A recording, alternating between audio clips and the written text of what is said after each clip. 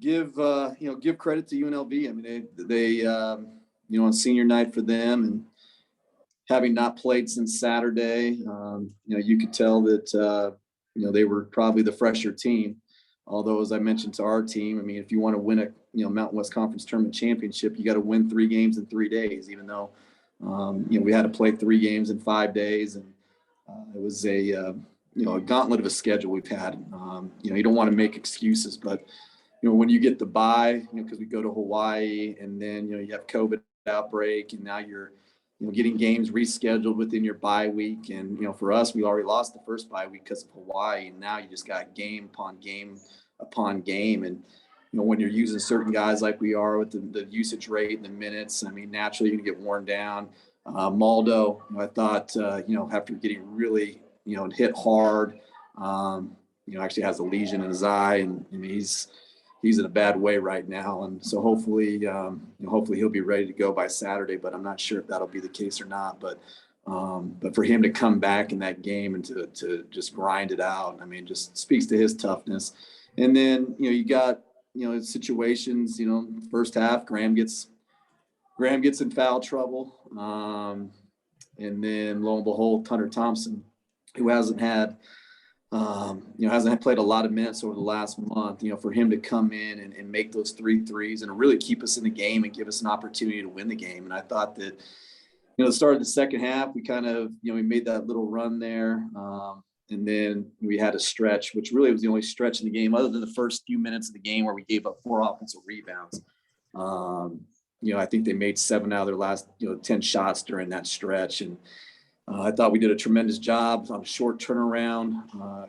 Coach Wicks really had these guys prepared in terms of really keeping Hamilton in check, and we did a tremendous job on him.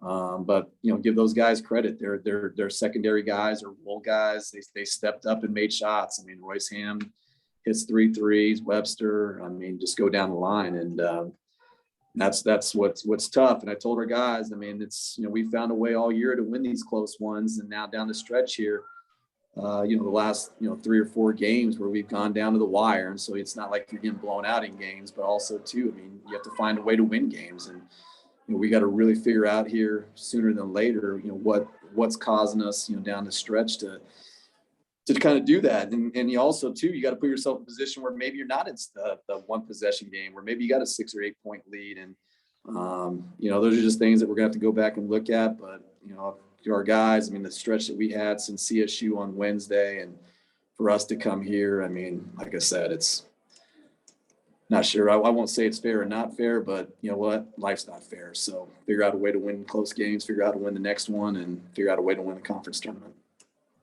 Jeff, I know you touched on this and you hate excuses, but they were getting to the loose balls. They were getting to those offensive boards. Are your guys just flat out tired? Yeah, I mean, you got a game. When did we play CSU? Was that Wednesday? Last Wednesday? Or was it? Yeah, last Wednesday. And then, now what is today? I mean, the days are just like, Dahlia, what today's Wednesday? So we had four games, 8 days, 3 and 4 days. I mean, it just, and then you add the travel to it.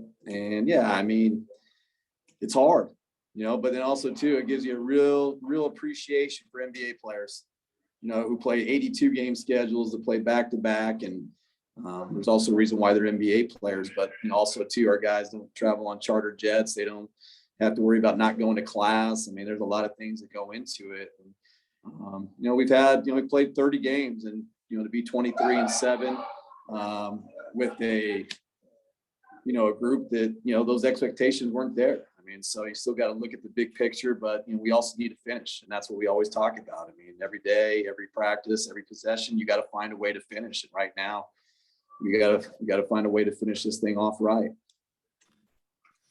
Jeff, do you look at or worry about or study NCAA bracket projections and where you guys might be now and what you need to do?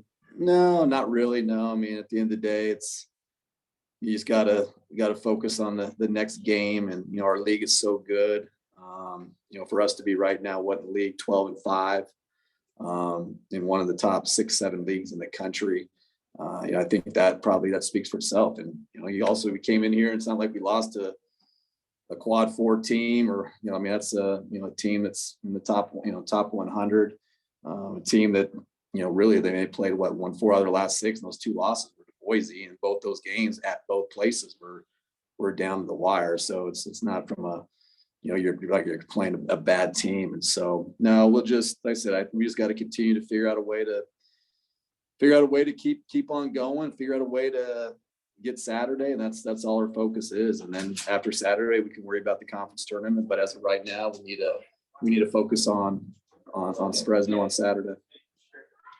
Hamilton was only 3 of 15 from the field today. You know, for you guys on the defensive end, was the plan kind of to contain him and make the other guys be the ones that beat you?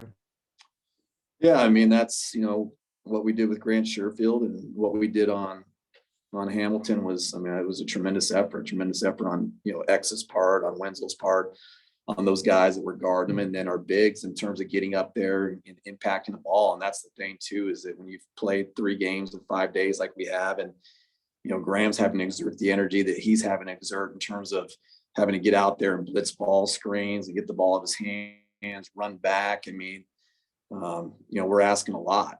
And so maybe the collective toll, maybe that second half, because we got, I mean, I'll go back and watch, but the quality of the shots that we got and the spots we got to were great. You know, we had a few empty possessions there.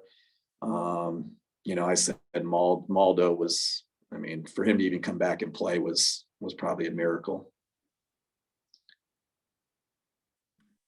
I know you're focused on Fresno and getting your legs back, but as it stands now, you guys might see the Rebels again in the 4-5 game. Just how did you see the matchup? Do you like that matchup, or is it kind of brutal to try to beat them? Yeah, I mean, for us, and how we played all conference play, I mean, other than maybe, you know, a couple of games, I mean, it doesn't matter whether it's Boise State, CSU, UNLV, Air Force. I mean, we've been in, you know, we play in close games, and that's kind of how we're built. And, you know, so I'm not really too concerned in terms of, you know, who we play. I just know whoever we play in that, you know, wherever, I mean, whatever seed we are, I mean, we're going to be playing against a quality opponent.